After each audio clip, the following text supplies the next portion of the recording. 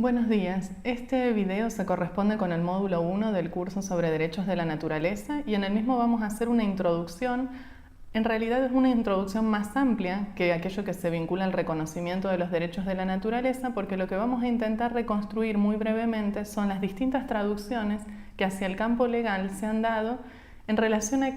qué entiende el derecho que la naturaleza o los animales o distintos componentes de la naturaleza son. Si uno mira el campo legal a lo largo de la historia, han existido diferentes tipos de traducciones y los derechos de la naturaleza son una de esas traducciones que se viene a poner en articulación o en diálogo con las traducciones previas. Es por eso que nos pareció importante realizar esta introducción para poner ya en claro que dentro del campo legal existen diferentes perspectivas o diferentes maneras de regular aquello que tiene que ver con la naturaleza, el ambiente o los recursos naturales. Y con esto ya estamos haciendo como una pequeña introducción acerca de cuáles son esas perspectivas de análisis. También es importante señalar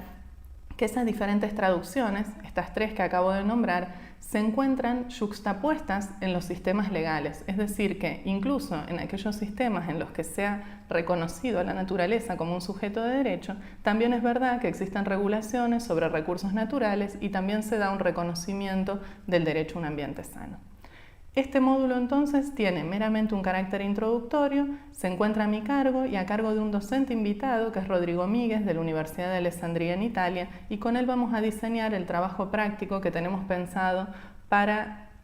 dar un cierre a los contenidos introductorios, lo cual nos parece importante porque así se van marcando los pilares fundamentales para luego continuar con el desarrollo del curso,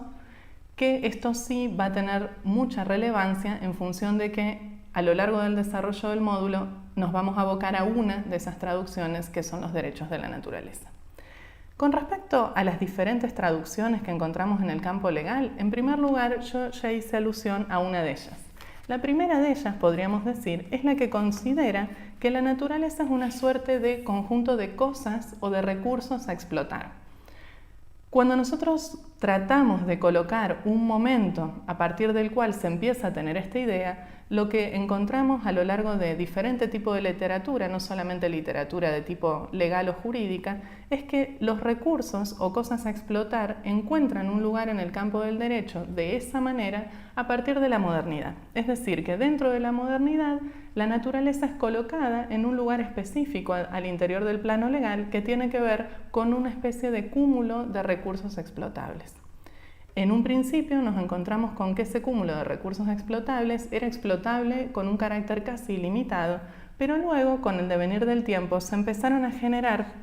ciertas coyunturas, fundamentalmente esto en las últimas décadas del siglo XX, que dieron lugar a la construcción social del problema ambiental como un problema. Y un poco antes de eso ya existía regulación que tenía que ver con la idea de los recursos naturales, de los distintos recursos naturales. Ahora bien,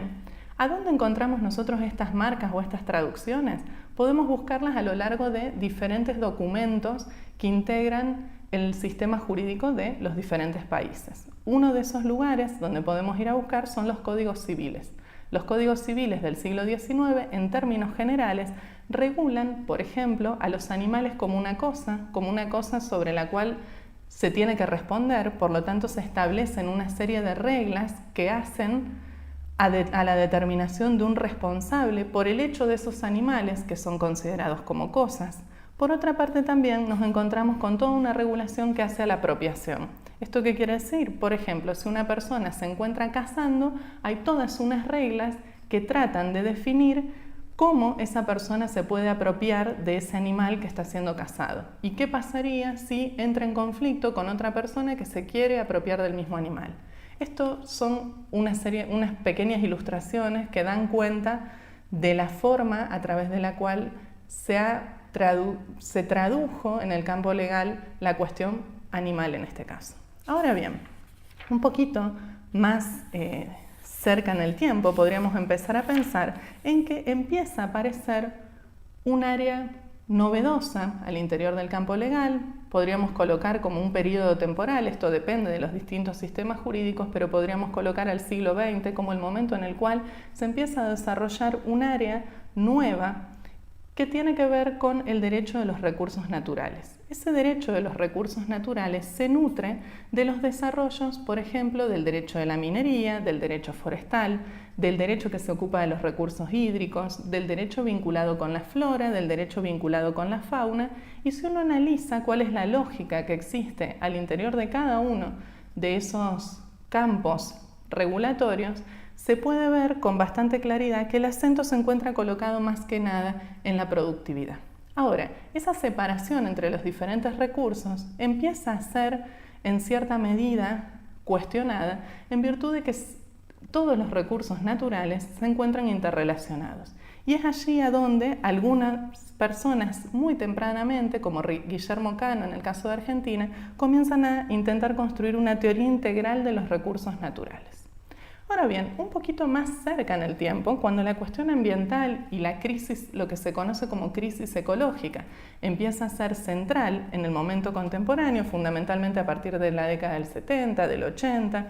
y especialmente en los 90 en el continente latinoamericano, donde se dieron varias reformas constitucionales, en el caso de Argentina, la reforma constitucional de 1994, a donde aparece claramente otra idea en relación al tema ambiental que tiene que ver con la consagración del derecho a un ambiente sano.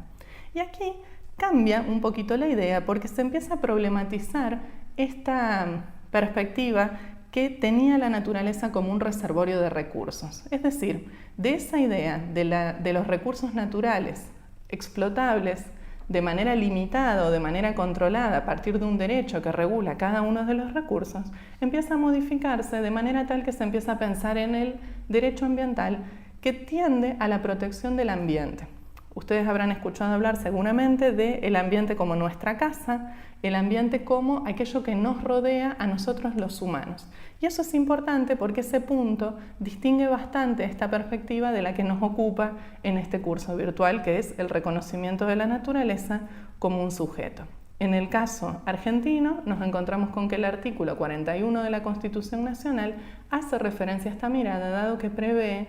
el reconocimiento del derecho a un ambiente sano. Aquí,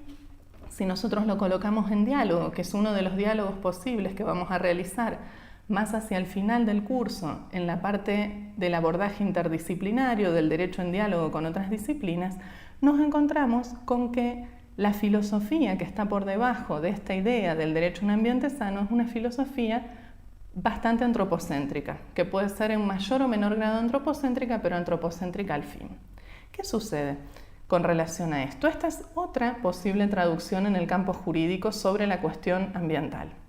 Más cerca en el tiempo, en el siglo XXI de hecho, empiezan a desarrollarse en algunos sistemas legales otras traducciones regulatorias. Y esas traducciones regulatorias reconocen a la naturaleza como un sujeto.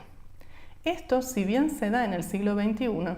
es una propuesta que venía desarrollándose en distintas áreas, fundamentalmente dentro del ámbito de la filosofía, que postulaba, aunque no en todos los casos, que era necesario el reconocimiento de los derechos a la naturaleza o bien el reconocimiento de los derechos de los animales. Y ahí hay dos campos dentro del ámbito de la filosofía que han contribuido bastante en relación a este tema. Eso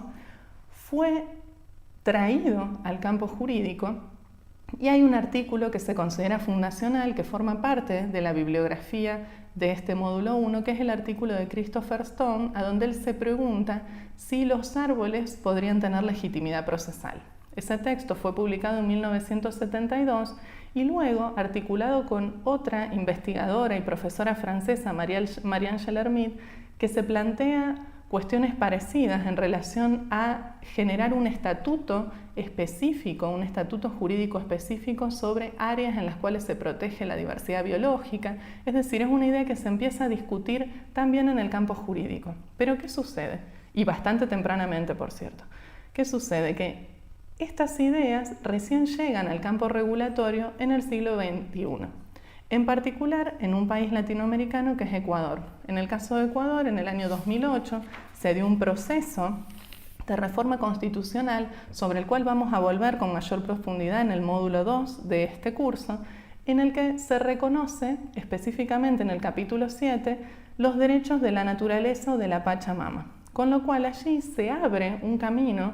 que luego va a ser nutrido también por lo que sucede en el caso boliviano. En Bolivia, si bien el reconocimiento no se encuentra expreso dentro de la Constitución boliviana, sí es cierto que es transversal a la Constitución la idea de vivir bien, que vamos a ver también en el segundo módulo, que opera como paraguas o como propuesta alternativa que tiene diferente tipo de connotación, y una de esas connotaciones o aspectos es la ambiental. Y tanto en el caso de Ecuador como en el caso de Bolivia, el aspecto ambiental del buen vivir en Ecuador y del vivir bien en Bolivia tiene que ver con este reconocimiento de derechos más allá del humano. En el caso de Ecuador se hace referencia a la naturaleza o Pachamama en la Constitución. En el caso de Bolivia lo encontramos a nivel legal, dado que existen dos leyes, una del año 2010 que reconoce a la naturaleza como sujeto de derecho y específicamente no a la naturaleza, sino que se usa el término de madre tierra, y también por el otro lado una ley del año 2012 que pone en relación ese reconocimiento de derechos